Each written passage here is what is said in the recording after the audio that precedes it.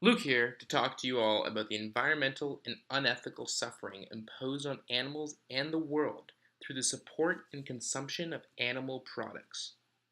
To begin, I'll start with the dairy industry. Did you know that one mother cow has to endure her calves being taken away from her within 24 hours of birth up to 5 times during her shortened lifespan? This causes an incredible amount of distress, pain, and tears for both the mother and her calves. Furthermore, the lifespan of a dairy cow is greatly reduced from its original 25 plus years down to a mere 7 to 8 years of constant torment and torture. Then, after those 7 to 8 years, the cow is considered used up, at which time she will be slaughtered. And the process of draining milk out of these cows is so unethical that over a third of British cows suffer from a disease called mastitis, which is a painful udder infection. While many cows also suffer from lameness, which is a painful physical disability due to prolonged confinement in unnatural surroundings. So, what about the male cows?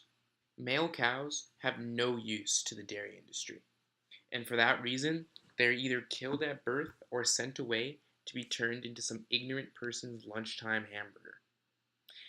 And as it states in the Catechism of the Catholic Church, we are to treat these animals with respect and kindness. Animals are God's creatures. He surrounds them with his providential care. By their mere existence, they bless him and give him glory. Thus men owe them kindness. But enough about dairy. Let's talk about the egg industry, why don't we? The lifespan of a hen is also greatly reduced. In fact, a hen is supposed to live up to around 7 years of age. But for a commercial hen, they are slaughtered roughly a year into their egg production, ending up being turned into processed meats for the carnivores without a conscience. To continue, the vast majority of hens which we are talking about are forced to live in cramped, small wire cages stacked on top of each other without even enough room for them to spread one of their own wings. So, what about free range, you may ask? Well, there is a common misconception that free range eggs involve hens roaming outside happily and free. That is far from the truth. In fact, free range hens are actually kept in huge sheds with thousands of other birds, with each square meter of floor space stacked upon one another, with each of those square meters being shared between 9 birds, whom the majority never get to see sunlight in their entire lives. Furthermore, these hens being confined to such small quarters are destined to peck at each other. So what do they do about this problem? They use a hot blade to cut off each hen's beak without the use of painkillers. And let me add that the sensitivity of a hen's beak is on par with that of our fingertips. As a result, this leads to acute and chronic pain with symptoms similar to that of a human amputee. So once again, what about the males? Well, the male hens have no use whatsoever for egg or meat production, and as a result, they are immediately after hatching thrown into an industrial grinder while still alive, or gassed to death. And we are called to love and befriend all living beings no matter the size, as is stated in Laudato Si, paragraph 11. From a reflection on the primary source of all things, filled with even more abundant piety, he would call creatures, no matter how small, by the name of brother or sister. So I've mentioned the animal side of things, but what about the environment? Well, the entire process of feeding massive amounts of grain and water to the animals, then killing them, then processing, transporting, and storing their flesh is all very extremely wasteful to our energy.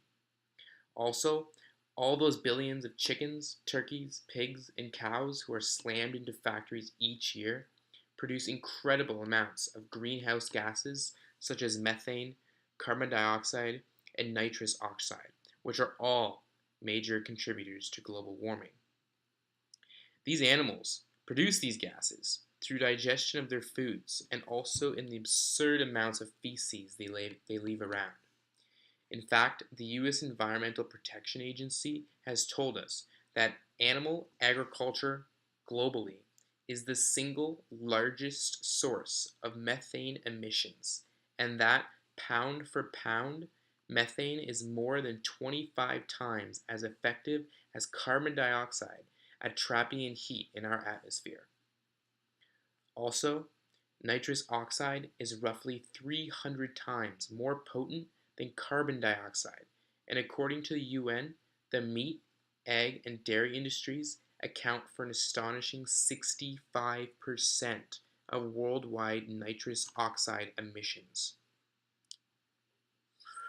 Did you know that it takes about 11 times as much fossil fuels to produce a calorie of animal protein than it does to produce a calorie of grain protein? And since burning fossil fuels releases carbon dioxide into our atmosphere, a vastly larger amount of carbon dioxide is being released when we turn to agriculture of animals instead of harvesting grains for food. Furthermore, the forests, which we need in order to absorb all of these greenhouse gases, are actually being cut down in order to build new pastures and grow crops for farmed animals. In fact, the UN believes that if we are to stop global warming, the entire globe would have to shift to plant-based foods, since a whopping 51% or more of global greenhouse gas emissions are caused by the cultivation of animals. Actually, a University of Chicago study told us that we can reduce our carbon footprint more effectively by switching to a plant-based diet than we can by switching to a hybrid vehicle. One of the key principles of the Catholic social teachings, stewardship of creation, actually tells us that we are called to cherish and protect this beautiful earth that God has made for us by doing things like moving towards a plant-based diet. And lastly, the UN says that raising animals for food is one of the top 2 or 3 most significant contributors to the most serious environmental problems at every scale, from local to global. From this, we can safely say that as an individual, the greatest change we can make to help climate change is to switch to a plant-based diet. Thank you.